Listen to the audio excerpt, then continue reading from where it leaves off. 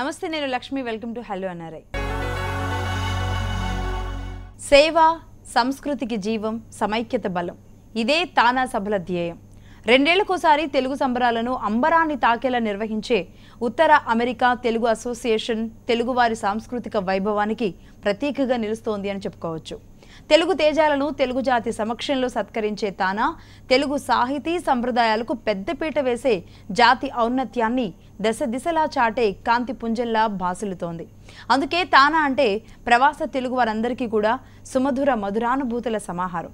భావితరాల వారిని తెలుగు సంస్కృతి సాంప్రదాయాలకు దగ్గర చేసి యువతను మన వారసత్వ సంపదగా తీర్చిదిద్దగలిగే అనేక కార్యక్రమాల సమాహారాల మాలికగా తానా పరిఢవిల్లుతోంది. సేవ, సాంస్కృతిక, ఆధ్యాత్మిక, వాణిజ్య వైభవానికి కేర్ ఆఫ్ అడ్రస్గా ఉన్న తానా అసలు లక్ష్యాలేంటి, ఉద్దేశాలేంటి, ఇవన్నీ మనతో చర్చించడానికి తానా అధ్యక్షుడు చౌదరి జంపాల గారు మన ఇవాళ హలో ఎన్ఆర్ఐ గెస్ట్గా వచ్చారు. ఆయన అడిగి మరిన్ని వివరాలు తెలుసుకుందాం. నమస్తే అండి చౌదరి గారు. నమస్కారం అండి లక్ష్మి గారు. థ్యాంక్ యూ అండి, మీరు ఈ సమయంలో మాతో స్పెండ్ చేస్తున్నారు. మీరు ఎప్పుడు వచ్చారండి యూఎస్ నుంచి? ఇవాళకి 3 వారాలు అవుతుందండి. మళ్ళీ ఈరోజు తిరిగి వెళుతున్నాను. నాకు ఈ అవకాశం ఇచ్చినందుకు మీకు చాలా థ్యాంక్స్. ఓకే అండి, అసలు మనం తానా విషయానికి వెళితే అసలు తానా ఎలా ప్రారంభమైందండి, ఎవరు ప్రారంభించారు? అంటే 1960 చివరిలోనూ 70లోనూ చాలామంది తెలుగువారు అమెరికా వెళ్ళటం ప్రారంభమైంది. అంతకుముందు చెదురుమదురుగా ఉండేవారు. 70లకు వచ్చేపాటికి పెద్ద పట్టణాల్లో కొద్దిగా ఒక గణనీయమైన సంఖ్యలో, అంటే గణనీయం అంటే ఆ రోజుల్లో 100 ఉంటే గణనీయమైన సంఖ్య కింద లెక్క, అట్లా 100-200 కుటుంబాలు అన్ని పెద్ద పట్టణాల్లో అలా వచ్చినప్పుడు స్థానికంగా వాళ్ళు సినిమాలు వేసుకోవటానికి కానీ లేకపోతే ఊరికి ఒకసారి కలుసుకోవటానికి కానీ అన్నట్లుగా ప్రతి చికాగో, న్యూయార్క్ ఇట్లాంటి పెద్ద పెద్ద నగరాల్లో ఒక స్థానికంగా తెలుగు సంఘాలు ఏర్పాటు చేసుకోవడం మొదలుపెట్టారు. ఆ సమయంలో 1975-76 ప్రాంతంలో న్యూయార్క్ నగరంలో ఉంటున్నటువంటి డాక్టర్ గుత్తికొండ రవీంద్రనాథ్ గారు, వారితో పాటు పనిచేస్తున్నటువంటి అక్కడ ఉన్న మిగతా తెలుగువారు, ముఖ్యంగా ఇక్కడికి వచ్చి సెటిల్ ఇప్పుడు నిమ్స్ డైరెక్టర్గా ఉన్నటువంటి డాక్టర్ కాకర్ల సుబ్బారావు గారు, పిన్నేని తిరుమలరావు గారు, మన్నే రమణరావు గారు, ఇట్లా ఇలా కొంతమంది వీళ్ళంతా కలిసి ఉత్తర అమెరికాలో ఉన్న తెలుగువారు అందరం కూడా కలిసి ఒక చోట మనకు కలవగలిగితే బాగుంటుంది. ముఖ్యంగా అప్పుడు ఇది మనము మన తెలుగు సాంప్రదాయాల్ని, మన తెలుగు సంస్కృతిని మన పిల్లలకి ఎలా పంచాలో ఆలోచించుకుని చేసే ఒక అవకాశం మనకు వస్తుంది. అదేవిధంగా మన మాతృదేశంలో ఉన్నటువంటి తెలుగువారికి మనం ఇక్కడ అమెరికాలో ఉన్నాం కాబట్టి టెక్నాలజీ ట్రాన్స్ఫర్ ద్వారా కానీ ఇతరత్రా కానీ మనం ఏ రకమైన సహాయం ఏమైనా చేయగలం అని దాని గురించి ఆలోచించుకోవడం బాగుంటుంది అని తెలుగువారు అందరం కలిస్తే బాగుంటుంది అని చెప్పేసి 1977 మేలో మొట్టమొదటిసారిగా ఉత్తర అమెరికా తెలుగు సమావేశం నిర్వహించారు. నిర్వహించినప్పుడు ఉత్తర అమెరికా తెలుగు సమావేశం అప్పుడు కెనడాలోను అమెరికాలోను ఉన్న వివిధ ప్రాంతాల నుంచి ప్రతినిధులు వచ్చి దాదాపు 1600 మంది ప్రతినిధులు ఒక చోట కలిశారు. అంటే 1977లో 1600 మంది తెలుగు వాళ్ళు ఒక చోట కలవడం అంటే అది చాలా గొప్ప విషయం. అది అందరినీ వచ్చిన వారందరినీ కూడా అది బాగా ఉత్తేజపరిచింది. అప్పుడు వారు ఏమంటున్నారంటే మనంతా కలిసి ఒక సంఘంగా ఏర్పడి ఈ తెలుగు సంఘాలన్నీ కూడా స్థానికంగా ఉన్న తెలుగు సంఘాలన్నింటి కూడా దానికి అనుబంధంగా వాళ్ళందరినీ కలిపే ఒక సంధాన సంస్థగా అమెరికా, కెనడా 2 దేశాలకి కలిపి మనం ఒక తెలుగు సంస్థను ఏర్పాటు చేసుకుంటే ఆ సంస్థ ద్వారా మనం ఇంకా కొద్దిగా బలోపేతమై ఇంక మనం కొన్ని సాధించవచ్చు అని చెప్పేసి వారంతా అనుకున్నారు. అప్పుడు ఆ ఇయర్లో అంటే దాదాపుగా ఒక 1000-2000 మంది ఫామ్ అయి ఉంటారంటారా? ఫస్ట్ మొదటి చెప్పినది 1600 మంది 1600 మంది ఆ మొదటి సమావేశానికి వచ్చారనమాట.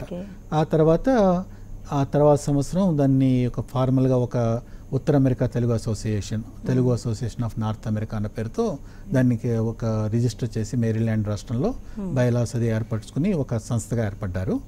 అప్పటి నుంచి ప్రతి 2 ఏళ్లకు ఒకసారి ఒక పెద్ద సమావేశం జరుపుకోవడం అనేది ఆనవాయితీగా మొదలైందనమాట. ప్రతి 2 ఏళ్లకు కూడా అసలు తానా సభలు అంటే ఇక్కడ తెలుగు వాళ్ళందరూ కూడా ఎంతో ఆసక్తిగా చూస్తున్నారు. మన ఇంట్లో జరిగే ఫంక్షన్ లాగా అంత బాగా చేస్తున్నారు. అయితే అది సక్సెస్ అవ్వడానికి మొదటి సభ నుంచి కూడా తీసుకునే కొన్ని తీర్మానాలు అయి ఉంటుండొచ్చు. అయితే మొదటి నుంచి కూడా ఇప్పటివరకు ఏ తీర్మానాలు చేసుకున్నారు? అంటే సంస్థ ఏర్పరచుకున్నప్పుడు దానికి వాళ్ళు పెట్టుకున్న మోటో ఏంటంటే our youth are our heritage. Okay, మన యువత మన సాంప్రదాయతకి దీనికి చిహ్నంగా ఉంటుంది అని చెప్పేసి అనుకుని అది ఆ ఫోకస్తో పెట్టుకున్న సంస్థ. దానికి రకరకాల డైరెక్టివ్ ప్రిన్సిపల్స్ ఉన్నాయి, ఆబ్జెక్టివ్స్. వాటిలో ముఖ్యంగా ఏంటంటే to preserve and propagate Telugu culture and Telugu language అన్నది ఒకటి. ఇంకో ముఖ్యమైనది ఏంటంటే మాతృదేశానికి అప్పుడు ఒకటే ఉన్నటువంటి ఆంధ్రప్రదేశ్ రాష్ట్రానికి మనము తెలుగువారిగా మనం చేయగల సేవ ఏమిటి, ఆ సేవ ఎట్లా చేయాలని నిర్దేశించుకోవటం, ఇవి రెండు ముఖ్య లక్ష్యాలుగా వచ్చాయి. కాలక్రమేణా ఒక మిషన్ స్టేట్మెంట్ వచ్చింది మాకు ఇప్పుడు. దాని ఆ మిషన్ స్టేట్మెంట్ ఏంటంటే to identify and serve the educational, social and cultural needs of Telugu people, particularly in north America but also world wide. Okay, అది మా మోటో. అదే మా మిషన్ స్టేట్మెంట్ అనమాట. సో కొన్నేళ్లుగా మేము ఏం చేసినా కూడా ఆ మిషన్ స్టేట్మెంట్కి అనుబంధంగా దానికి సరిపడగా ఉండేట్లుగా చేస్తూ ఉన్నాం. అంటే ఇలాంటి మోటోస్లో ఇప్పటి వరకు ఎన్ని సక్సీడ్ అయ్యారు? అంటే ఎన్ని సక్సీడ్ అనేది మేము చెప్పుకునే దానికంటే మమ్మల్ని గమనిస్తున్న వాళ్ళు చెప్తే ఇంకా బాగుంటుంది, కానీ అడిగారు కాబట్టి చెప్తాను. ముఖ్యంగా అంటే మనము సోషల్ సర్వీస్ విషయం తీసుకుందాము. సోషల్ సర్వీస్ అన్నది తానా అక్కడ అమెరికాలోనూ చేస్తుంది, ఇక్కడ ఈ మన భారతదేశంలోనూ తెలుగు రాష్ట్రాల్లోనూ చేస్తుంది. ముందు అక్కడ చేసిన పనుల గురించి చెప్తాను నేను. ఈ రోజున అమెరికాలో తెలుగు వారికి ఏ మూల ఏదైనా కూడా ఒక విపత్తు వచ్చినప్పుడు, అంటే అది యాక్సిడెంట్ జరగటం కానివ్వండి, లేదా ఒక ఫైర్ జరగటం కానివ్వండి, లేదా ఒక యూనివర్సిటీలో ఏదైనా ఇబ్బంది రావటం కానివ్వండి, లీగల్గా ఇబ్బంది రావటం కానివ్వండి, అక్కడ ఆ తెలుగు వాళ్ళందరూ చేసే మొట్టమొదటి పని ఏమిటంటే నాకు ఫోన్ చేయటం. ఓకే, అప్పుడు దేశం మొత్తం మీద ప్రతి రాష్ట్రంలోనూ ప్రతి పెద్ద నగరంలోనూ కూడా మన వాలంటీర్లు ఉంటారు. ఆ వాలంటీర్లు వాళ్ళని కలుసుకుని ఆ సమస్య ఏమిటి, మనం ఏం చేయగలము, ఆ ఎమర్జెన్సీని మనం ఎలా నివారించగలము అన్నది ఆ పని చేస్తూ ఉంటారు. అలాగే చాలాసార్లు ఇక్కడి నుంచి అక్కడికి వెళ్ళిన విద్యార్థులు, వారి కుటుంబం అక్కడ ఏముండదు, ఏదో యాక్సిడెంట్ ఏదో అవుతుంది, వారికి మనకి మృతి చెందిన సంఘటనలు మనకి చాలా ఉన్నాయి. ఇలా అన్నప్పుడు తల్లిదండ్రులేమో ఇక్కడ చాలా ఆందోళనగా కనీసం ఆ అబ్బాయిని ఆఖరి చూపన్నా చూసుకోవాలి అని చెప్పేసి అలా వాళ్ళు ఆందోళన పడుతూ ఉంటారు. కొన్నేళ్ల క్రితం మన అప్పుడు ఆ సమయంలో ఏం చేయాలనేది ఎవరికి ఏం తెలిసేది కాదు. ఇప్పుడు మనం ఒక సంస్థాగతంగా మనకు ఒక పద్ధతిగా దాన్ని చేసి తల్లిదండ్రులతో మనం కోఆర్డినేట్ చేసి వారికి ఆఖరి చూపు చూసుకునే అవకాశం కల్పిస్తూ ఉన్నాము. దాదాపుగా అంటే మరణించిన 1-2 రోజుల్లోనే వీళ్ళంతా కూడా తిరిగి రావడం అనేది ఇప్పుడు 3 రోజుల లోపల సాధారణంగా మృతదేహాన్ని ఇక్కడికి పంపించడం స్టేజ్కి వచ్చాము. వాలంటీర్లందరూ అంటే చాలా కష్టపడతారు. అంటే మృతదేహాన్ని పంపించడం కూడా కాకుండా అక్కడ నుంచుని ఆ టైంలో వారి కుటుంబానికి కానీ వారి సన్నిహితులకు కానీ ఒక బలం చేకూర్చడం, అక్కడ అవసరమైన పనులన్నీ చూడటం, ఇవన్నీ కూడా వాలంటీర్లు వాళ్ళ సొంత పనులు మాటుకుని చేస్తూ ఉంటారు.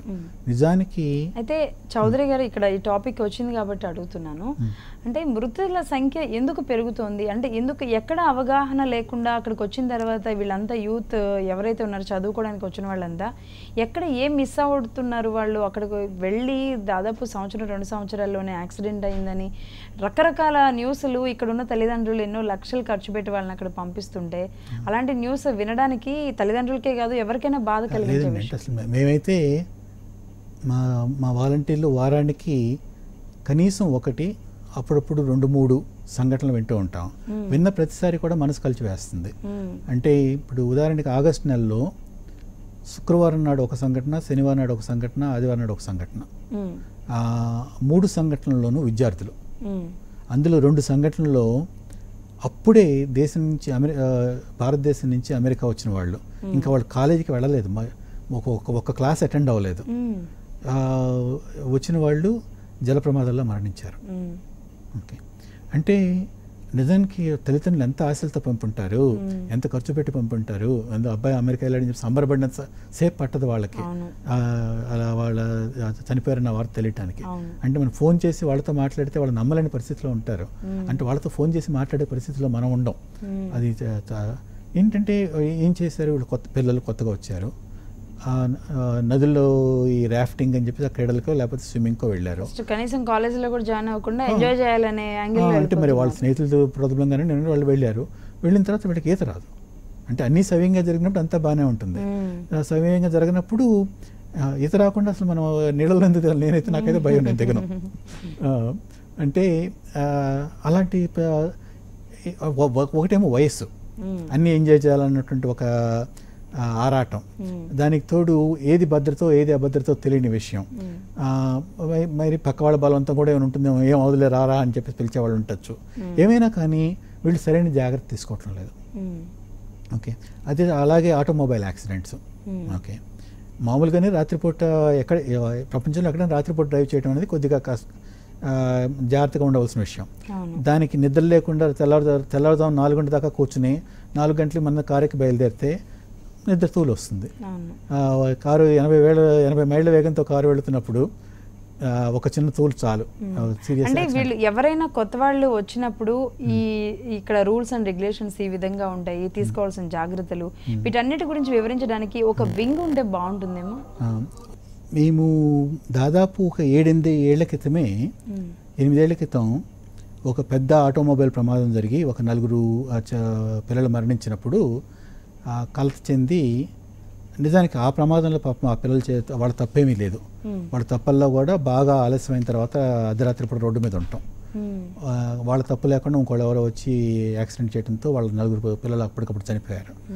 అప్పుడు కొద్దిగా మేమంతా బాధపడి, ఇట్లా కాదు, మనము అందరికీ కూడా ఒక సేఫ్టీ గైడ్లైన్స్ మనం తెలియచేస్తే కనీసం కొంతమంది అయినా కూడా దాన్ని పాటిస్తారు, అప్పుడు బాగుంటుందని చెప్పేసి తానా తరపున ఒక సేఫ్టీ గైడ్లైన్స్ రూపొందించాం.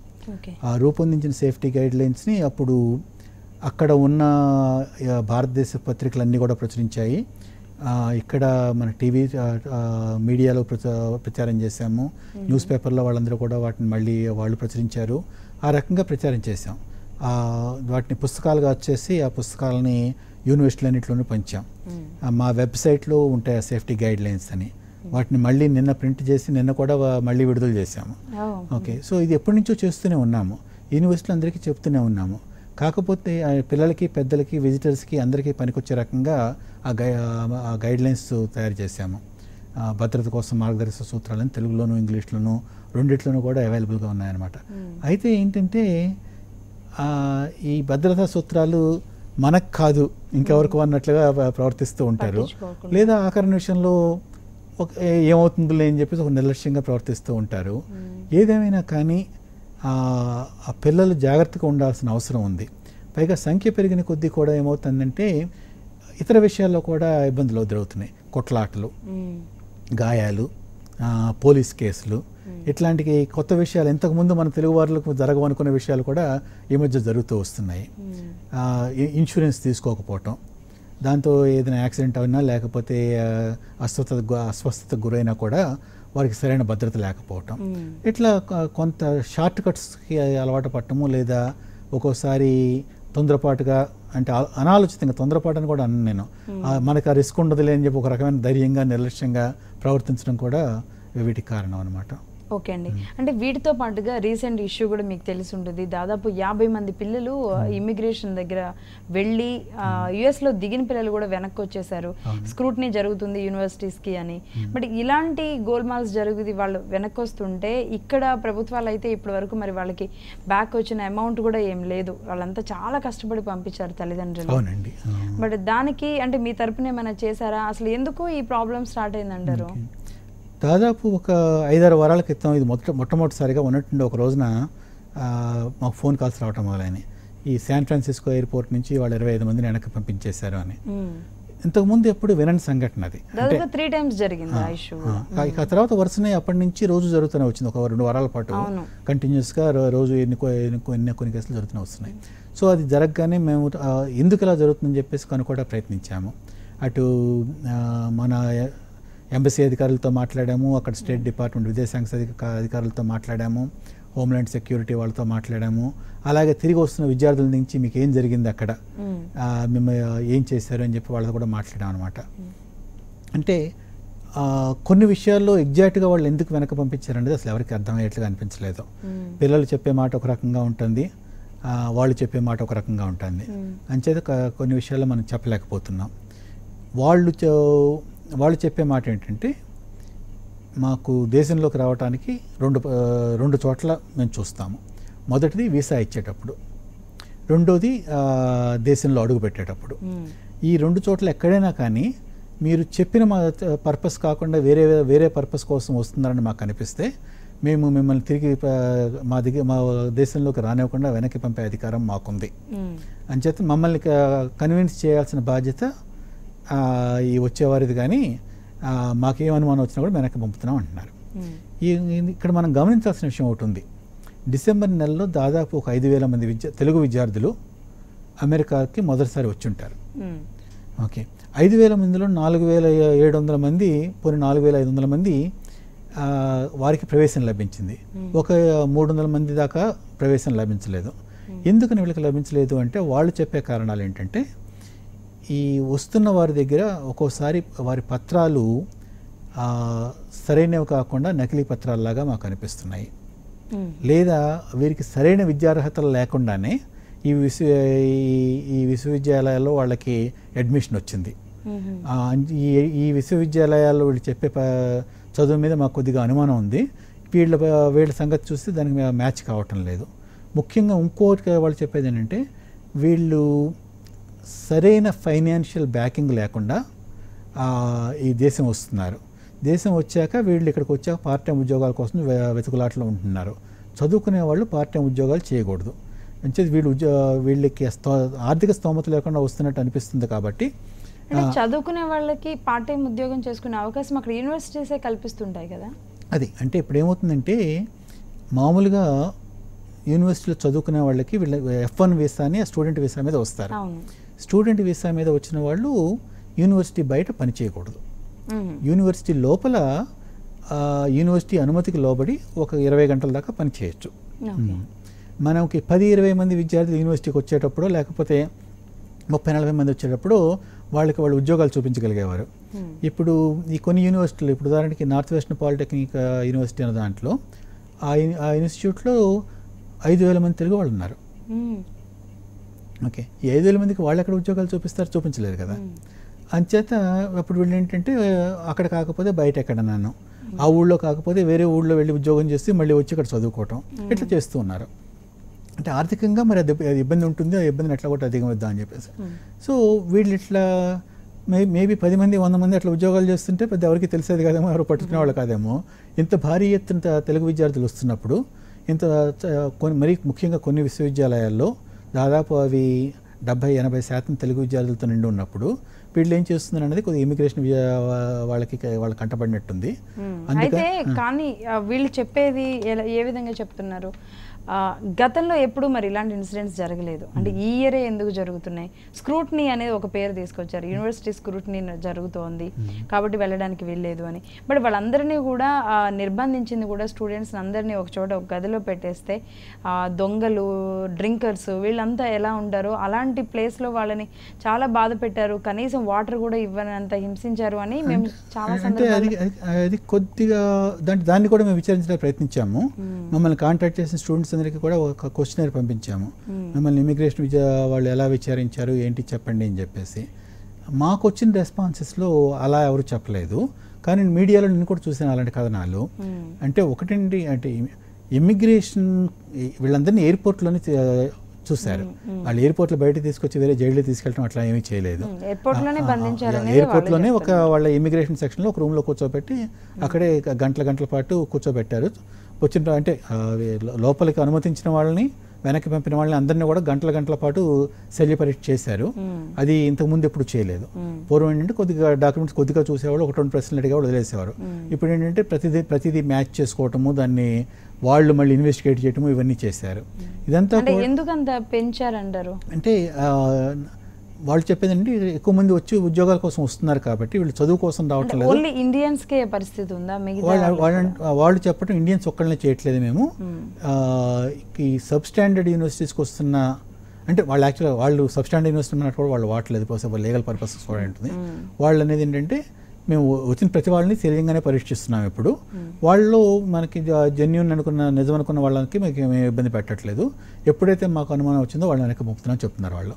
ఓకే, హలో అన్నారేళ్ళు, ఇప్పుడు ఒక షార్ట్ బ్రేక్ తీసుకుందాం.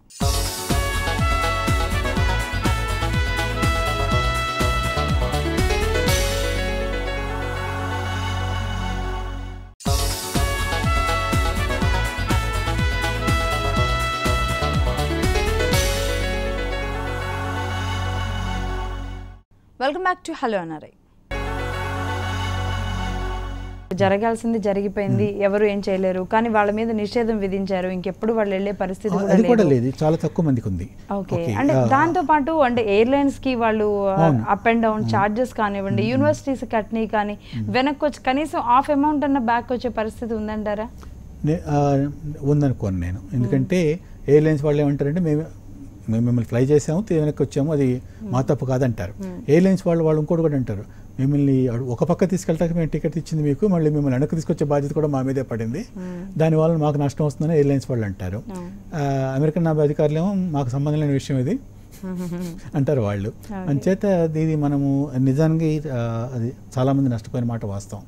అందుకని మేమేం చెప్తున్నామంటే జాగ్రత్త తీసుకోండి ముందే. ఓకే, ఇప్పుడు మా వెబ్సైట్లో ఒక మార్గదర్శక సూత్రాలు పెట్టాము, మళ్ళీ నిన్న మొన్న పేపర్లో కూడా విశదంగా చెప్పాము. యాక్చువల్లీ ఈ సంఘటన మొదలైన వెంటనే మొదటి వారంలోనే స్పందించి రాబోతున్న వాళ్ళందరూ తీసుకోవాల్సిన జాగ్రత్తల గురించి మీడియా ద్వారా అందరికీ తెలియచెప్పాం. ఓకే, ముఖ్యంగా మేము చెప్పే విషయాలు 3. 1, మంచి యూనివర్సిటీని ఎన్నుకోండి. ఓకే, 2, నకిలీ పత్రాలు వద్దు. 3, ఆర్థికమైనటువంటి పత్రాలని జాగ్రత్తగా చూపెట్టండి. 4, అక్కడికి వచ్చాక ఉద్యోగం చేస్తాన భ్రమలో మాత్రం ఉండొద్దు. ఆ మాట మీరు ఇమిగ్రేషన్ వాళ్ళకి ఏమైనా అనుమానం వచ్చినా కూడా వాడు మిమ్మల్ని లోపల రానివ్వరు. ఓకే, F1 వీసా మీద ఉద్యోగం చేయడం నిషిద్ధం. ఆ ఉద్దేశాన్ని పూర్తిగా మానుకుని తగిన వనరులు చూసుకుని అప్పుడే రండి. అలా వస్తే ఏ ఇబ్బందులు ఉండవు. ఎందుకంటే ఇప్పుడు ఈ సోకాల్డ్ బ్లాక్ లిస్టెడ్ మొట్టమొదటి యూనివర్సిటీలో కూడాను కొన్ని వందల విద్యార్థులకు అనుమతి వచ్చింది. అంటే ఏదో మనం వెళ్ళడమే టార్గెట్గా పెట్టుకొని ముఖ్యంగా చాలామంది విద్యార్థులు కన్సల్టెంట్స్తో డీల్ చేస్తున్నారు. కొంతమంది కన్సల్టెంట్స్ నిజాయితీగా వీళ్ళకి సరిపడా పనిచేసి పెడుతున్నారు. కొంతమంది కన్సల్టెంట్ ఇబ్బంది ఏమి ఉండదులేండి, ఇక్కడ ఫైనాన్షియల్ డాక్యుమెంట్స్ లేకపోతే మనమే ఫైనాన్షియల్ డాక్యుమెంట్స్ పుట్టించవచ్చు అన్నట్టు చేస్తున్నారని విన్నాను నేను. అలాంటివి జరిగినప్పుడు వాళ్ళకి నకిలీ పత్రాలు గుర్తించగలరు. అన్నీ ఒకే మోసలో చాలా పత్రాలు వస్తున్నప్పుడు వాళ్ళు తెలుస్తాయి ఏది ఏమిటి అన్నది. సో అందుకని ఆ శల్య పరీక్ష మాత్రం స్క్రీనింగ్ టైం పెంచారు. ఇంతకుముందు ఏంటంటే 1 గంట 2 గంటలు బయటకు వచ్చేవాళ్ళు ఎయిర్పోర్ట్కి. ఇప్పుడు వీసాలు వచ్చిన వాళ్ళు కూడా 6-7 గంటలు 7-8 గంటలు ఉన్నారు. ఓకే అండి, ఇక తానా విషయానికి వస్తే అంటే తానా సభలు అంటే ఇంతకుముందు నేను చెప్పినట్లుగానే ఒక పండుగలా చేసుకుంటారు. అక్కడున్న విద్యార్థులు వేసే ఆ డాన్సులు అవి చూస్తుంటే కూడా అసలు మన పిల్లలైనా అమెరికాలో ఉన్న పిల్లలైనా అనిపిస్తుంది. అదేవిధంగా చాలా మందిని కూడా ఇక్కడ నుంచి కూడా మీరు తీసుకెళ్తూ ఉంటారు, డిఫరెంట్ ప్రోగ్రామ్స్ చేస్తూ ఉంటారు, ఇక్కడ ఉన్న సెలబ్రిటీస్ అంతా కూడా వస్తుంటారు. అంటే ఈ కోఆర్డినేషన్ అంతా ఎలా సాధ్యం అవుతుంది? అందరూ అదంతా టోటల్ వాలంటీర్ వర్క్ అండి. నిజానికి ఆ కన్వెన్షన్ సెంటర్లో లేబర్ తప్పించి మిగతా అంత పని కూడాను స్వచ్ఛందంగా ఆ నగరంలో ఉన్న తెలుగు వాళ్ళు ముందుకు వచ్చి చేస్తారు. అలాగే ఏంటి నాయకత్వంలో ఉన్న వాళ్ళందరూ కూడా దానికి అలా కోఆర్డినేట్ సంధానం చేస్తూ ఉంటారు. ముఖ్యంగా ఉదాహరణకి మన డెట్రాయిట్ నగరం జరిగిన తానా సభలు జరిగాయి. 12,000 మంది వచ్చారు. 12,000 మంది తెలుగు వాళ్ళు ఒక రూఫ్ కింద ఉన్నారు. వాళ్ళందరికీ తగిన సదుపాయాలు చేయడానికి, ఈ సౌకర్యాలు కల్పించడానికి, ఈ ఎంటర్టైన్మెంట్ ప్రోగ్రామ్ నిర్విఘ్నంగా నడవటానికి, వీటన్నిటికీ కూడా కలిపి దాదాపు ఒక 500 మంది వాలంటీర్లు 6 నెలల పాటు నిర్విరామంగా పనిచేశారు. అంటే ఒకటి మన సంఘం, మన తెలుగు, మన ఊళ్ళో పండుగ జరుగుతుంది, మన అందరికీ కూడా మనం దాన్ని అందరూ గుర్తుంచుకుని చేయాలి. అన్ని ఫెస్టివల్స్ కంటే కూడా అది మీ ఫెస్టివల్ గా సెలబ్రేట్ చేసుకున్నట్టు కనబడుతుంది. అవునండి, ఇక్కడ ఏ ఊర్లో ఎప్పుడు తానా సభ జరిగినా కూడా ఆ ఊర్లో వందలాది కార్యకర్తలు తమ జీవితాన్ని కొంతసేపు పక్కకు పెట్టి ఈ కార్యక్రమాన్ని సక్సెస్ చేయడం కోసం ప్రయత్నిస్తారు. అయితే మీరు ఊరు అంటున్నారు, కానీ అంటే మీ ఊరు ఒక స్టేట్, అక్కడ ఆ స్టేట్ చాలా దూరం, ఒక స్టేట్ నుంచి ఇంకో స్టేట్కి వెళ్ళడానికి ఎలా సాధ్యం అవుద్ది? అంటే పట్టుదల, మన ప్రాంతంలో జరుగుతున్న పండుగని మళ్ళీ ప్రపంచంలో అందరూ కూడా గుర్తుంచుకునే విధంగా ఉంచాలన్న ఒక పట్టుదల, ఆ ఉత్సాహం, ఒకళ్ళని చూసి ఒకళ్ళు ఉత్సాహం తెచ్చుకొని చేస్తూ ఉంటారు. నిజానికంటే కార్యకర్తలు సభ్యులు లేకపోతే మా సంఘం లేదు. ఓకే, అయితే అంటే తానా తర్వాత ఆట అని రకరకాల గ్రూప్స్ కూడా వచ్చాయి. అంటే ఈ వర్గం వాళ్ళంతా తానాలో ఉండాలి, ఈ వర్గం వాళ్ళంతా ఆటలో ఉండాలి అని అక్కడ కూడా వర్గాలుగా ఏమైనా ఏర్పాటు చేసుకుంటున్నారా? అలాంటి ఒక రూమర్ కూడా ఉంది, ఇది మీరు ఏకీభవిస్తారా? ఏకీభవించరండి. అంటే తానా మొట్టమొదటి దాకా ఎలా ఏర్పడిందో మీకు చెప్పాను. అప్పటి నుంచి ఇప్పటిదాకా అదే ఉద్దేశంతో నడుస్తూ ఉంది. ఉత్తర అమెరికాలో ఉన్న తెలుగు వారందరి కోసం ఈ సంస్థ, వారు ఏ రాష్ట్రం నుంచి రానివ్వండి, ఏ ప్రాంతం నుంచి రానివ్వండి, ఏ సామాజిక వర్గానికి చెందినవారు కానివ్వండి, ఏ వృత్తికి చెందినవారు కానివ్వండి, ఉత్తర అమెరికాకు వచ్చిన తెలుగు వారందరి కోసం ఏర్పడిన సంస్థ తానా. ఇవాళ ఈరోజు కూడా తానా మిషన్ అదే. అప్పట్లో ఉన్న ఎంత డైవర్సిటీ ఉండేదో తానా మొదలుపెట్టినప్పుడు ఇవాళ కూడా తానా సంఘంలో సభ్యత్వంలో అంత డైవర్సిటీ ఉంది. అది అంత నేరోగా ఏమీ లేదు. రకరకాల సంఘాలు రకరకాల ప్రాతిపదిక మీద కారణాల చేత ఏర్పడ్డాయి. మనము అంటే దేశంలో 10,000 మంది ఉన్నప్పుడు ఏర్పడిన సంఘం తానా, ఇప్పుడు దాదాపు 10 లక్షల మంది ఉన్నారు. అంచేత తెలుగువారి అవసరాలు పెరుగుతాయి, దానికోసం రకరకాల సంఘాలు వస్తాయి. మీరు దాన్ని ఆస్వాదిస్తారు. ఓకే, ఎన్ని సంఘాలు ఉన్నా మాకు వచ్చిన అభ్యంతరం ఏమీ లేదు. నిజానికి వీలైనంత మటుకు అన్ని సంఘాలతో కలిపి పనిచేయడానికి ప్రయత్నిస్తూ ఉంటాము. అవసరాన్ని బట్టి, సందర్భాన్ని బట్టి అందరం కలిసే పనిచేస్తూ ఉంటాము. ఉదాహరణకి ఇప్పుడు మా మహాసభలు జరిగినప్పుడు మీరు చూస్తుంటే ఆటా కార్యకర్తలు, నాటా కార్యకర్తలు, టాటా కార్యకర్తలు వీళ్ళందరూ కూడా కార్యవర్గ సభ్యులందరూ కూడా ఒక వేదిక వచ్చి కనిపిస్తాం. మేము అలాగే వెళ్తూ ఉంటాము. ఒక ఇద్దరం కలిసి చేసే పని ఏదైనా ఉంటే చేస్తాము, అందరం కలిసి చేసే పని ఉంటే అది కూడా చేస్తాము. అంచేత ఆ రకమైన విభేదాలు తక్కువ. ఓకే అండి, అంటే అక్కడ పొలిటికల్గా కూడా మన వాళ్ళు ఓకే అండి, అంటే అక్కడ పొలిటికల్గా కూడా మన వాళ్ళు స్ట్రాంగ్ అయితే బాగుంటుంది అన్న ఆలోచన ఇప్పటివరకు ఎవరు రాలేదా? తానా కానివ్వండి, ఆటా కానివ్వండి, ఏ గ్రూప్ కానీ? అంటే అది ఇప్పటి నుంచే కాదు, ఎప్పటి నుంచో మా అందరికీ ఉన్నది. మనలో చాలామంది అక్కడ పౌరులుగా ఉంటున్నారు.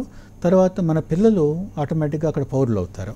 అంచేత అమెరికన్ పాలిటిక్స్లో మెయిన్ స్ట్రీమ్లోకి మనం అంతే వెళ్తే బాగుంటుందన్నది మనకి ఎప్పటి నుంచో ఉంది. మొదట్లో మనకు అంత సంఖ్యాబలం ఉండేది కాదు. తర్వాత అంటే అక్కడ మనము తెలుగువారిగానో ఇండియన్స్గానో కాకుండా అక్కడ కానీ మనం పాలిటిక్స్లో ప్రవేశించాలంటే అక్కడ అమెరికన్స్గా ప్రవేశించాలి. ఓకే ఓకే అంటే మనకు తెలుగు రూట్స్ ఉండొచ్చు, కానీ మనం అక్కడ అమెరికన్స్గానే ప్రవేశించాలి. మనము ఒక అసోసియేషన్గా మన పాలిటిక్స్లో పాల్గొకూడదు. అంటే ఈ నాన్ ప్రాఫిట్ సొసైటీస్ని గవర్న్ చేసే రూల్స్ మనం పాలిటిక్స్లో పాల్గొనడానికి అనుమతించవు. కానీ మన భారతీయులు కానీ తెలుగువారు కానీ పాలిటిక్స్లో పాల్గొవాలని మనం కోరుకుంటున్నాం. ముఖ్యంగా తెలుగువారిలో ఇప్పుడు మనం చూస్తే చివుకుల ఉపేంద్ర గారిని న్యూజెర్సీలో అక్కడ శాసనసభలో సభ్యుడిగా దాదాపు 20 ఏళ్ళ నుంచి ఉంటున్నారు. 2001 నుంచి ఆయన అక్కడ శాసనసభలో సభ్యుడిగా ఉంటున్నారు. ఒక గత 6 ఏళ్లుగా అంటే ఆయన ఏ పార్టీ తరపున? డెమోక్రాట్. అలాగే డెమోక్రాటిక్ తరపునే అరుణ కాట్రగడ్డ మిల్లర్, తను ఇక్కడ పుట్టి అక్కడ పెరిగిన అమ్మాయి. అరుణ మిల్లర్ తను మేరీల్యాండ్ రాష్ట్రంలో గత 5 ఏళ్లుగా శాసనసభ్యురాలుగా ఉంది. అలా నెమ్మది తర్వాత ఎలమంచిలి సత్య అని అతను కాంగ్రెస్కి పోటీ చేశారు. నేషనల్ లెవెల్లో కాంగ్రెస్కి పోటీ, హౌస్ ఆఫ్ రిప్రజెంటేటివ్స్ పోటీ చేసి డెమోక్రాటిక్ అభ్యర్థిగా ఓడిపోయాడు.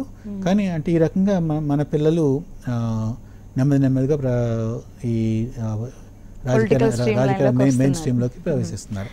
ఓకే అండి, అంటే మీకేమైనా ప్లాన్ ఉందా? నాకేం లేదండి. ఓకే అండి, ఇక మీ గురించి పర్సనల్గా మాట్లాడాలంటే మీరు తానా ప్రెసిడెంట్గా అంటే ఎప్పటి నుంచి చేస్తున్నారు?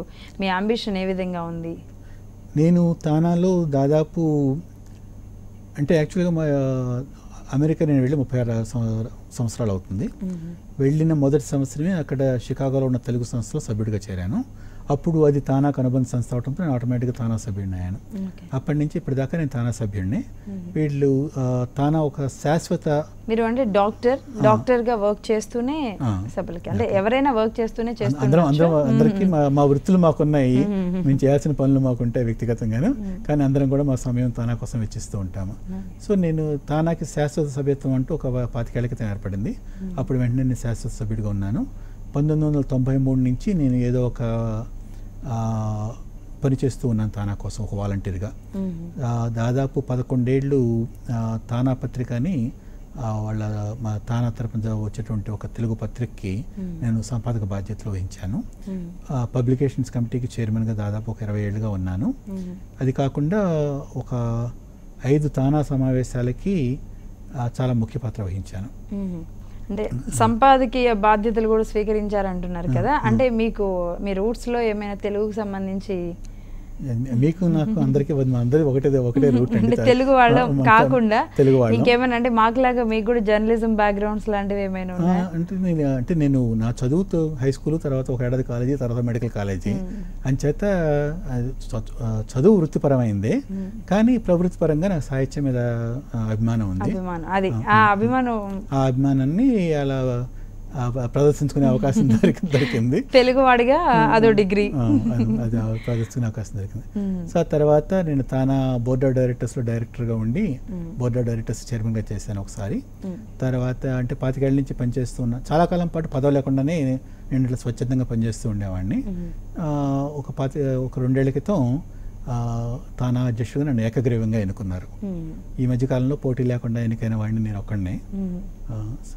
ఆ రకంగా అంటే ఈ గ్రూప్స్ అన్ని కలిసి అంటే అక్కడ దేవాలయాలు నిర్మిస్తున్నారు, మన తెలుగు వాళ్ళ ఔన్నత్యాన్ని చాటుతున్నారు. ముఖ్యంగా ఇండియన్స్ అనేది ఇప్పుడు ఒక గుర్తింపు వచ్చింది అనేది కొంతమంది అంటూ ఉంటారు. అంటే గతానికి ఇప్పటికీ అమెరికాలో తెలుగు వాళ్ళకి ఇండియన్స్కి ఉన్న తేడా ఏంటి? అంటే తెలుగు వాళ్ళకి ఇండియన్స్కి తేడా మనం చెప్పుకుంటాం, అక్కడ వాళ్ళకి మనందరం ఇండియన్స్మే. ఓకే, ముఖ్యంగా ఏం జరిగిందంటే సారీ యాక్చువల్లీ మళ్ళీ రిపీట్ చేస్తానండి. ఓకే అండి, అంటే గతంలోకి ఇప్పటికీ తెలుగు వాళ్ళు ఇండియన్స్ అనేది ఒక సారీ అసలు నా క్వశ్చన్ వేరే అనుకుందాం అనుకున్నాను. అంటే మొదటి నుంచి కూడా తెలుగు వాళ్ళగా ఒక ప్రాశస్త్యం ఉంది, అక్కడ తెలుగు వాళ్ళగా ఒక గుర్తింపు ఉంది. ఈ మధ్యకాలంలో కొన్ని టెంపుల్స్ కూడా నిర్మించుకున్నారు. మొత్తం ఇండియా ఎలా ఉంటుందో అలా ఒక ఫామ్ చేసుకుంటున్నారు. ఆ కట్టడాల్లో ఆ రూపురేఖలంతా వెంకటేశ్వర స్వామి కళ్యాణాలు కూడా నిర్వహిస్తూ ఉన్నారు. అయితే ఆ మార్పు ఎలా తీసుకురాగలిగారు? ఒకటి, ఇక్కడి నుంచి అక్కడికి వెళ్ళిన తర్వాత ఈ ఏర్పడిన భౌగోళిక దూరాన్ని మానసికంగా దగ్గర చేసుకుందనే ప్రయత్నం వెళ్ళిన మొదటి క్షణం నుంచి జరుగుతూ ఉంటుంది. ఆ సమయంలో మనందరం కూడా సంఘటితం అవడంతో మనము మన సంస్కృతి కోసం ఏం చేయగలం అంటే తానా లాంటి సంఘాలు పెట్టుకోవడం పని చేశాము. అది కాకుండా ఇండియా అసోసియేషన్లు పెట్టుకున్నాము అందరం కలుపుకుని. వీటితో పాటు మనకి అవసరమైనటువంటి ఆధ్యాత్మికంగా మత సంబంధమైనటువంటి విషయంలో మన గుళ్ళు ఉంటాం అనే ఒక అవసరాన్ని కూడా గుర్తించారు. ముఖ్యంగా అంటే భారతీయులందరికీ కలిపి గుళ్ళు కట్టుకున్నారు. కానీ నిజానికి తెలుగు వాళ్ళకి గుళ్ళు కట్టడంలో మంచి ఆసక్తి ఉంది. ఇప్పుడు దేశంలో ఏ మూల ఏ గుడి చూసినా కూడా అమెరికాలో మొట్టమొదటిలో దీనికోసం బాగా కృషి చేసిన వాళ్ళు ఎవరయ్యా అంటే తెలుగు పేర్లు కనిపిస్తాయి. అండ్ సో ఒకటి అందరూ నవ్వులాటగా అనుకునే మాట ఏంటంటే గుళ్ళు మనం కట్టి తర్వాత దాన్ని అడ్మినిస్ట్రేట్ చేయడానికి వాళ్ళు ఎవరికైనా అప్పచెప్తామని చెప్పేసి. సో దాదాపు ఎవరికి అప్పగించారు? తమిళనాడు ముఖ్యంగా తమిళ్ ఈ సాంప్రదాయాలు వాటిని వాళ్ళు కొనసాగించి దేవాలయాల్లో సాంప్రదాయాలు కొనసాగించి వాళ్ళు ముందుకు వస్తూ ఉంటారు. దేవాలయాన్ని కట్టడంలో మాత్రం తెలుగు వాళ్ళు ముందుకు వస్తూ ఉంటారు. అది పిట్స్బర్గ్లో వెంకటేశ్వర దేవాలయం కానివ్వండి, షికాగో కానివ్వండి, ఇంకా ఏ పట్టణం ఏ నగరంలో పెట్టుకున్నా కూడా తెలుగు పేర్లే వినిపిస్తాయి కట్టడంలో ముఖ్య పాత్ర వహించిన వారంటే. అది జరిగింది. ఆ జరిగిన తర్వాత 2000 సంవత్సరం నుంచి కూడా పెద్ద సంఖ్యలో తెలుగు వాళ్ళు రావడం మొదలైంది. అంటే దాదాపు మిగతా అన్ని భాషలకు సంబంధించిన వారికి పోల్చుకుంటే తెలుగు వారు అధిక సంఖ్యలో వచ్చారు ఇండియా నుంచి. ఈ వచ్చిన వాళ్ళందరూ కూడా ఈ టెంపుల్స్ని ఇంకా పెద్దవి చేయడానికి లేదా చిన్న చిన్న పట్టణాల్లో కూడా టెంపుల్స్ కట్టడానికి వీళ్ళందరూ రావడంతో మనకి ఆ సంఖ్యాబలం చేకూరింది. ఓకే, అంటే అక్కడ ఏమి అబ్జెక్షన్స్ లాంటివి ఏమి ఉండవా? అంటే అక్కడక్కడ వస్తాయి. ఉదాహరణకి మేము షికాగోలో అరోరాలో టెంపుల్ కడదాం అనుకున్నప్పుడు సిటీ పర్మిషన్స్ కోసం వెళ్ళినప్పుడు కొంతమంది వచ్చేది అబ్జెక్షన్స్ చెప్పారు. కానీ బై అండ్ లార్జ్ అంటే మొత్తం మీద అబ్జెక్షన్స్ తక్కువే. అంటే ఒకటి అబ్జెక్షన్స్ పెడదాం అనుకున్నా కూడా నేను ఫ్రీడమ్ ఆఫ్ రిలీజియన్ అన్నది ఒక ఫండమెంటల్ రైట్ అవటం చేత దానికి వాళ్ళు ఒక మతం ప్రాతిపదిక మీద అబ్జెక్షన్ చెప్పడానికి లేదు. ఇంకా వేరే కారణం ఏమైనా తీసుకురావాలి, అలాంటివి కష్టం అవుతాయి కదా. సో అందుకని లీగల్గా కూడా పెద్ద ఇబ్బంది ఏం లేదు. ముఖ్యంగా ఏంటంటే హిందూ మతము, హిందూ టెంపుల్స్ అంటే ఒక రకమైనటువంటి న్యూట్రాలిటీ ఉంది వాళ్ళకి. అంటే they are not threatened by the Hindu religion. Okay. Right. అయితే ఇంకా తెలంగాణ ఇష్యూ విషయానికి వస్తే, అంటే మీరు వెళ్ళి కూడా దాదాపు 36 సంవత్సరాలు అయింది. ఈ సభలు తన ఏర్పడి కూడా 60-70లో ఏర్పడింది అంటున్నారు. అప్పుడు సమైక్య ఆంధ్రప్రదేశ్. ఆ తర్వాత విభజన జరిగే టైంలో కానివ్వండి, అంతకుముందు కానీ సమైక్యాంధ్ర అని ఇక్కడ ఎలా గొడవలైనయో, ఇక్కడ తెలంగాణ కోసం ఎలా గొడవలైనయో, అక్కడ కూడా ఆ తేడా ఏమన్నా ఉండేదా? ఇప్పుడు విభజన తర్వాత కూడా ఆ తేడా ఏమన్నా కనబడుతుందా? అందరూ ఒకటిగానే ఉన్నారా? అంటే ఇంతకు ముందు లేనిది ఇప్పుడు ఉన్నది. అంటే గత దశాబ్దంలో ముఖ్యంగా గత 3-4 ఏళ్ళ బాగా వచ్చింది. దాదాపు ప్రతి నగరంలోనూ కూడా ఒక తెలంగాణ సంఘం ఏర్పడింది. ఇప్పుడు ఒక తెలంగాణ తెలుగు సంఘం. దాదాపు ఏ ఇయర్లో? గత 4-5 ఏళ్లలో. ఓకే. అంటే కొన్ని ఊళ్ళలో 10 ఏళ్ల క్రితం మొదలై ఉండొచ్చు, కానీ గత 4-5 ఏళ్లలో, ముఖ్యంగా గత 2 ఏళ్లలో, గత 2-3 ఏళ్లలో దాదాపు ప్రతి ముఖ్య నగరంలోనూ కూడా ఒక తెలంగాణ తెలుగు సంఘం ఏర్పడింది. కొన్ని నగరాల్లో 2-3 తెలంగాణ తెలుగు సంఘాలు కూడా ఏర్పడ్డాయి. సో అది కొత్తగా వచ్చిన పరిణామం. అంతకుముందు దాదాపు చాలా నగరాల్లో ఒక తెలుగు సంఘమే ఉండేది. ఇప్పుడు ఒక తెలుగు సంఘము ఉంటుంది, పక్కన ఇంకో తెలంగాణ తెలుగు సంఘము ఉంటుంది. సో అది కొత్తగా వచ్చిన పరిణామం. దేశవ్యాప్తంగా ఉన్న సంస్థల్లో ఒక సంస్థ తన పేరులోనే తెలంగాణ అని పెట్టుకుంది. ఓకే. అది తప్ప మిగతా సంస్థలన్నీ కూడా అవి తెలుగు సంస్థలుగానే ఉన్నాయి. ముఖ్యంగా అంటే మిగతా వారి సంగతి అంటే కూడా తానా గురించి చెప్పుకోవడానికి వస్తే, ఈ గత కొన్నేళ్లుగా ఈ తెలంగాణ రాష్ట్రం కోసం ఉద్యమం జరుగుతున్నప్పుడు, సమైక్యాంధ్ర ఉద్యమం జరుగుతున్నప్పుడు తానాగా మనం ఏంటి అంటే మనం తెలుగు వారి కోసం ఉన్నాం. తెలుగువారు ఒక రాష్ట్రంలో ఉండొచ్చు, 2 రాష్ట్రాల్లో ఉండొచ్చు, వేరే దేశంలో ఉండొచ్చు.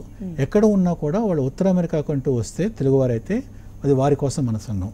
మనది తెలుగు సంఘం, మనది రాష్ట్రము తాలూకు బౌండరీస్ మీద ఆధారపడలేదు, సంబంధం లేదని చెప్పేసి అది అంటే మనం చర్చించి తీసుకున్న నిర్ణయం చాలా కాలం క్రితమే. ఇప్పటికీ అంటే మీ గ్రూప్ లో అంటే 2 రాష్ట్రాలకు సంబంధించిన వ్యక్తులు అందరూ 2 రాష్ట్రాల సంఘ సభ్యుల్లోనూ కార్యవర్గ సభ్యుల్లోనూ 2 రాష్ట్రాలకు సంబంధించిన వ్యక్తులు ఉన్నారు. అంటే మీరు ఫెస్టివల్స్ కూడా సెలబ్రేట్ చేసుకుంటూ ఉంటారు, సంక్రాంతి, దసరా ఇలాంటి పండుగలు చేసుకుంటూ ఉంటారు. మరి తెలంగాణకి బతుకమ్మ ఇవి కూడా చేస్తూ ఉంటారా? అంటే తానా తరపున నిజానికి మేము పండుగలు చేయం. ఓకే. అంటే రాష్ట్ర స్థానిక సంఘాలతో పండుగలు చేస్తూ ఉంటాయి. తానా తరపున అక్కడ ఉన్న స్థానికంగా తానాలో పనిచేసేవారు కూడా వాటికి మద్దతు ఇస్తూ ఉంటారు. అంచేత ఈ ఫెస్టివల్స్ విషయంలో కూడా కాస్త గందరగోళం, ఫెస్టివల్స్ విషయంలో కూడా అంటే ఫర్ ఎగ్జాంపుల్ అక్కడ ఆ ప్రాబ్లమ్స్ అయితే ఏం లేవా?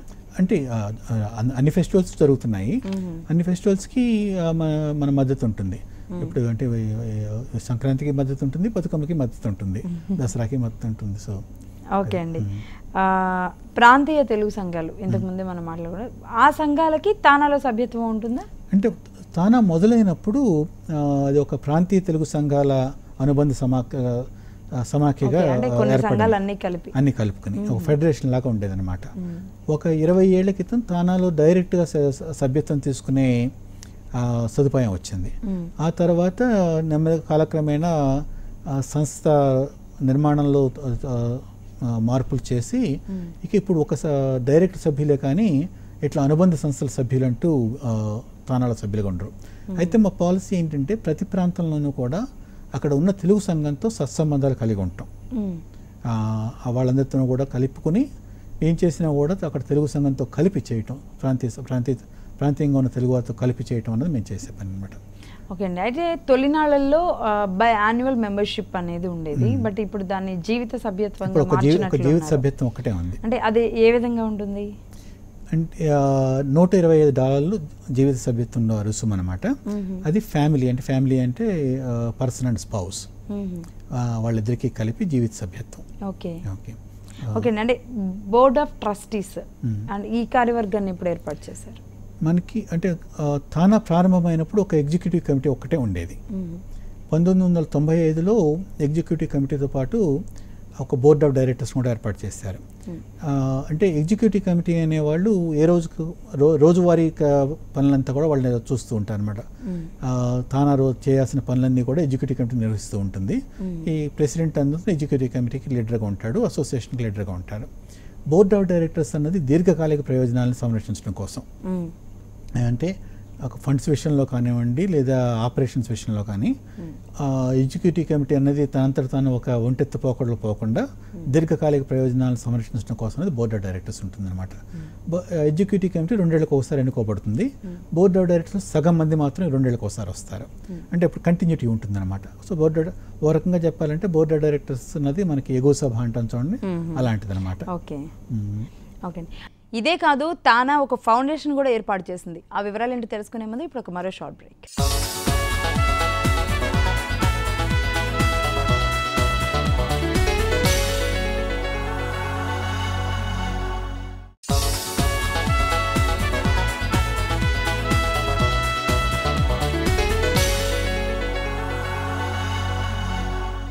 Welcome back to hello NRI.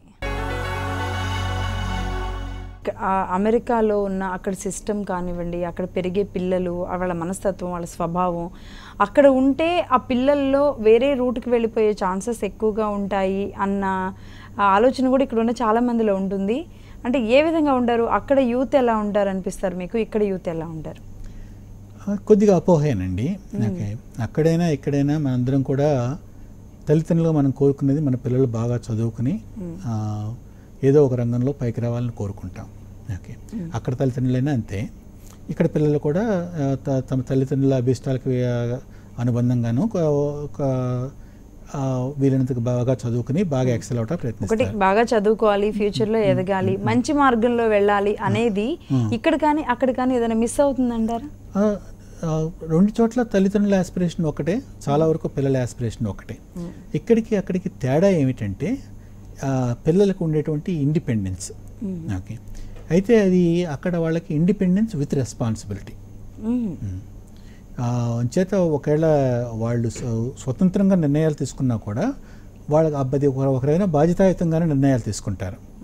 అంచేత మనం పిల్లలతో ఎంతమంది పిల్లలు కాలేజీకి హై స్కూల్ ఉత్తీర్ణులై కాలేజీకి వెళ్తున్నారు, ఆ తర్వాత ఏదైనా ఒక ప్రొఫెషన్లో ప్రవేశిస్తుందని చూసుకుంటే ఇక్కడ పిల్లల శాతం కంటే కూడా అక్కడ పిల్లల శాతమే ఎక్కువ ఉంటుంది. నిజానికి ఒక రకంగా ఈ ఎడ్యుకేషన్ విషయంలో మనల్ని మోడల్ కమ్యూనిటీగా అందరూ అనుకుంటారు. అంటే ముఖ్యంగా భారతీయులు అందరినీ అనుకుంటారు, దానిలో తెలుగు కుటుంబాలు కూడా అంతే. ఎప్పుడు ఉదాహరణకు నేషనల్ స్పెల్లింగ్ బీ అని ఒక కాంపిటీషన్ జరుగుతుంది.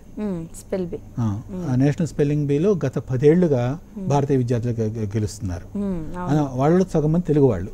ఓకే, అంటే జియోగ్రఫీ బీ అని కానీ, మ్యాథ్ బౌల్ అని కానీ, సైన్స్ బౌల్ అని కానీ ఏం చేసినా కూడా ఏ రకమైన అచీవ్మెంట్స్లో చూసినా కూడా తెలుగు వాళ్ళు ముందుంటున్నారు. స్పోర్ట్స్లో నిజంగా అంత ముందు ఉండట్లేదు, కానీ మిగతా అన్నిట్లోనూ కూడా తెలుగు వాళ్ళు భారతీయులు బాగా ముందుంటున్నారు.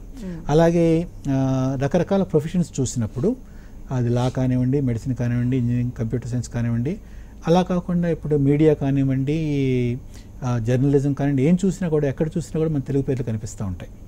అంటే వీళ్ళు స్ప్రెడ్ అవుట్ అవుతున్నారు. ఫైనాన్షియల్ ఫీల్డ్స్ కానీ, మేనేజ్మెంట్ ఫీల్డ్స్ కానీ, సైన్స్ కానీ, టెక్నాలజీ కానీ అన్నింటిలో కూడా స్ప్రెడ్ అవుట్ అవుతూ వస్తున్నారు.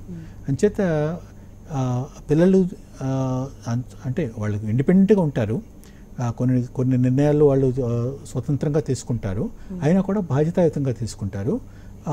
ఫ్యామిలీకి ఇక్కడ పిల్లల ఫ్యామిలీతో ఎంత కలిసి ఉంటున్నారో అక్కడ కూడా పిల్లల ఫ్యామిలీతో అంతే కలిసి ఉంటారు. అంచేత మౌలికంగా పెద్ద తేడా ఏం లేదు. నిజంగా ఒక రకంగా చెప్పాలంటే మరి అక్కడి నుంచి చూస్తూ ఉంటే ఇక్కడ పిల్లలు స్వతంత్రంగా ఉండే వాళ్ళకి కొద్దిగా బాధ్యతలు తక్కువగా ఉంటున్నాయేమో అని చెప్పేసి నాకు అనిపిస్తూ ఉంది. బట్ అది కూడా నా అపోహ అయితే అయి ఉండొచ్చు. బట్ అంటే అపోహ అని మీరు మళ్ళీ దాన్ని కొట్టేయకండి, అది నిజమే అయి ఉండొచ్చు. అది ఆ మాట మీరు చెప్పాలి. ఓకే అండి, అంటే సిస్టంలో ఏమైనా మార్పు రావాలంటారా? ఇక్కడ అక్కడ పద్ధతుల్లో కానీ సిస్టంలో కానీ ఒకవేళ మార్పు రావాలంటే అది ఎక్కడ రావాలని అనుకుంటారు? గత 30 సంవత్సరాలుగా ముఖ్యంగా గత 2 దశాబ్దాల్లోనూ పిల్లలకి ఈ పోటీ పరీక్షల పేరిట వాళ్ళ సృజనాత్మకని మనం చంపేస్తున్నాం. విద్యా విధానం మొత్తము కూడా పోటీ పరీక్షల చుట్టూ తిరుగుతూనే ఉంది, కానీ పిల్లల సృజనాత్మకతను గుర్తించి దానికి ఒక అవకాశం ఇచ్చేటువంటి పరిస్థితి మనకు కనిపించడం లేదు. అది మారాలి. ఓకే, రెండవది తెలుగు భాషను చంపేసుకుంటున్నాం.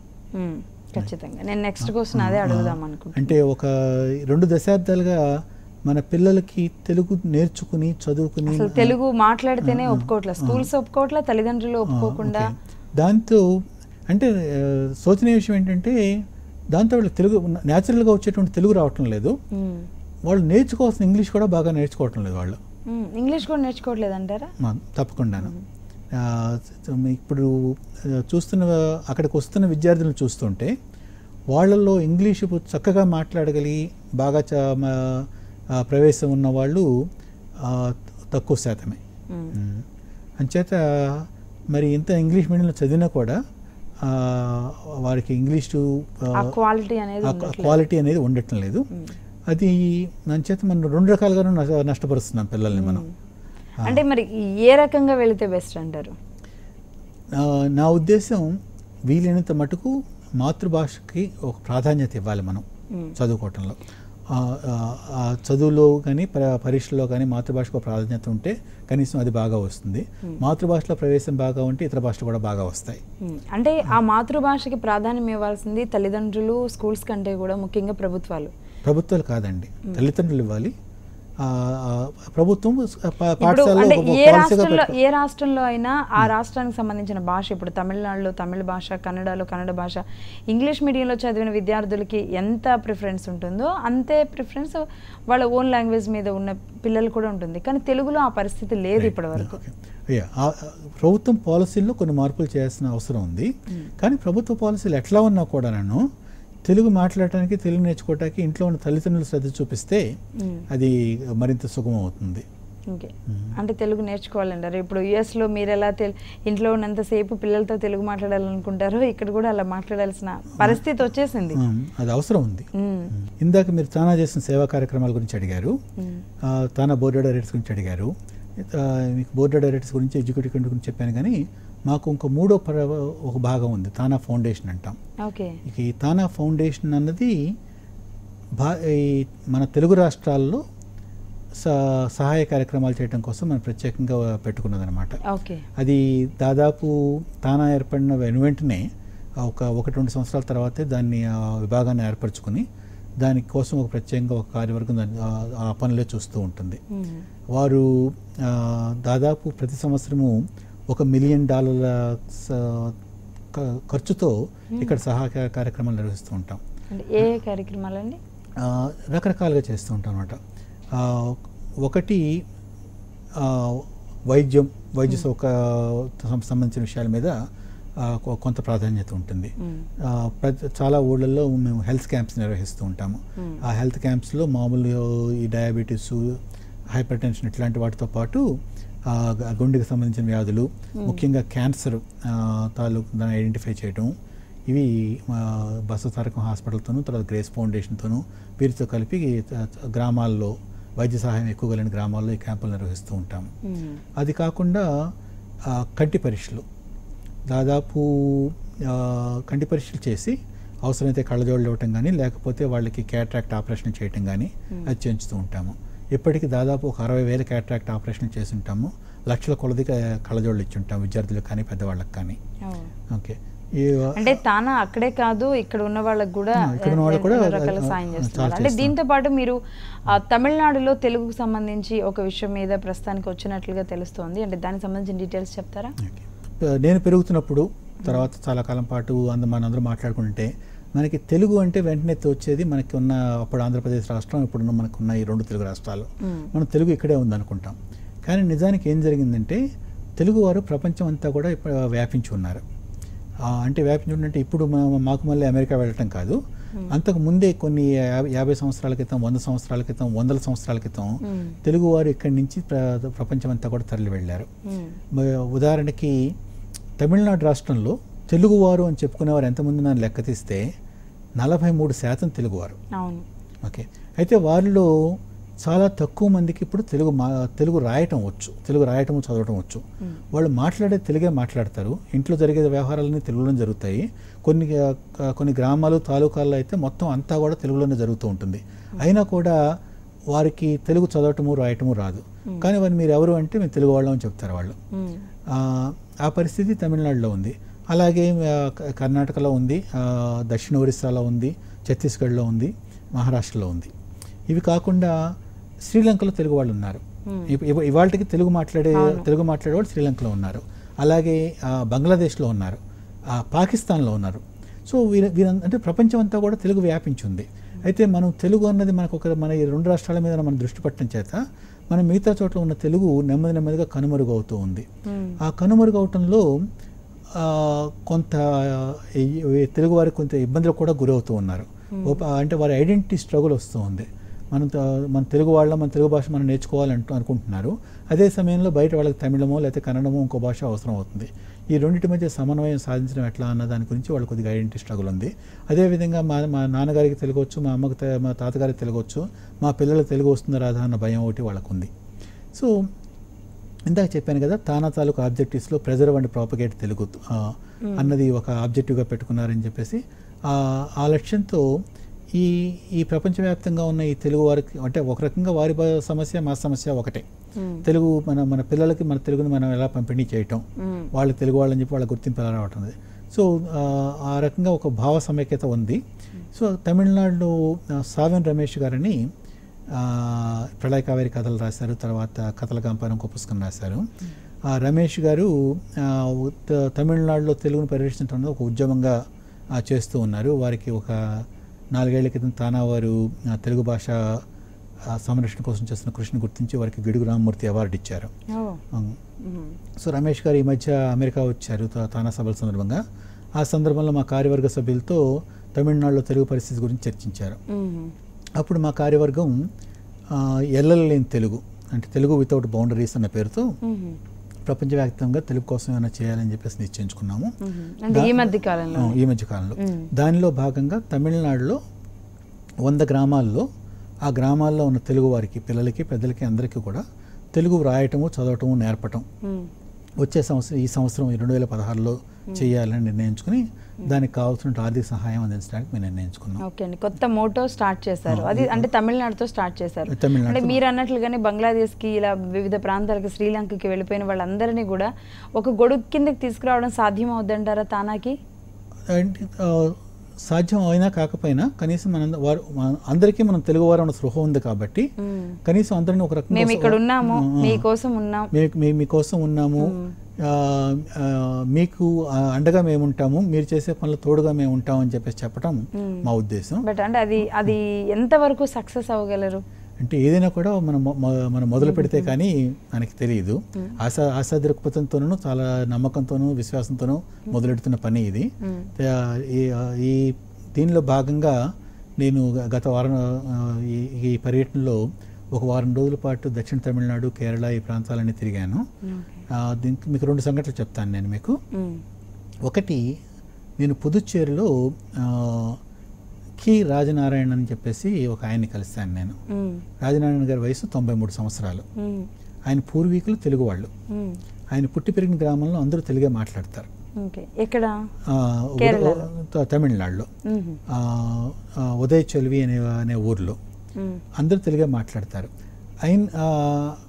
కానీ ఆయనకి తెలుగు రాయటము చదవటము రాదు.